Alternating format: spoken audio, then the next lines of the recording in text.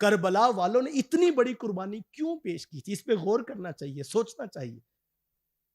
یار 72 لوگ کٹے ہیں، ایک دو چار لوگ نہیں، اور اتنے قیمتی لوگ کہ میں کہتا ہوں اس وقت کائنات میں سب سے قیمتی لوگ یہ 72 نفوس تھے. اور ایک نہیں، دو نہیں، تین نہیں، 72 لوگ کٹ کٹ کے نیچے گرتے.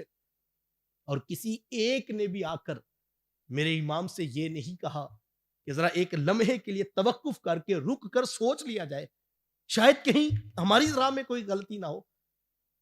72 کے 72 لوگ، 56 سال کے حسین ابن علی سے لے کر 6 ماہ کے بچوں تک، ہر کوئی ایک بنیاد پہ کھڑا تھا.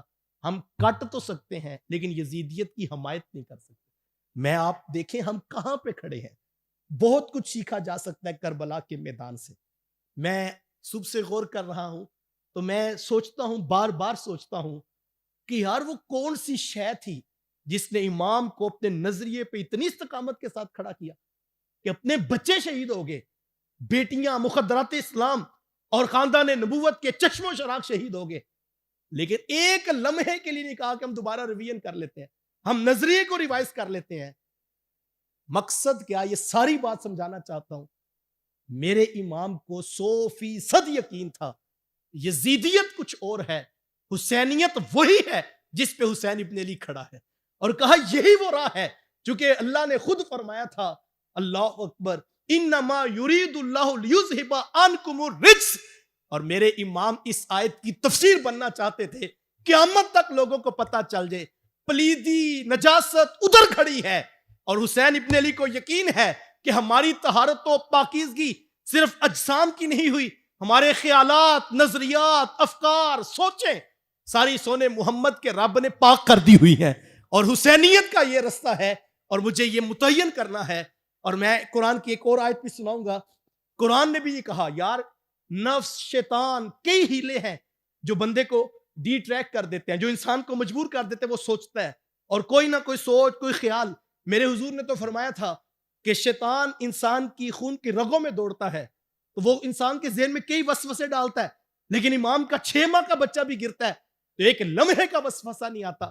تو قرآن کی آیت کہتی وسوسہ آئے کیسے؟ انہ لیس لہ سلطان علی الذین آمنوا وعلی ربہم یتوکلون.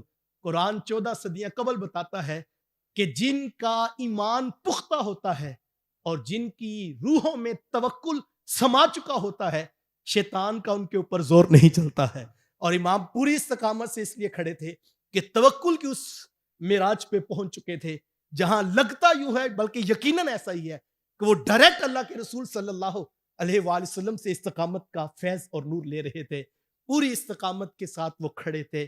صبر، حلم، برداشت، بہت کچھ سیکھا جا سکتا ہے.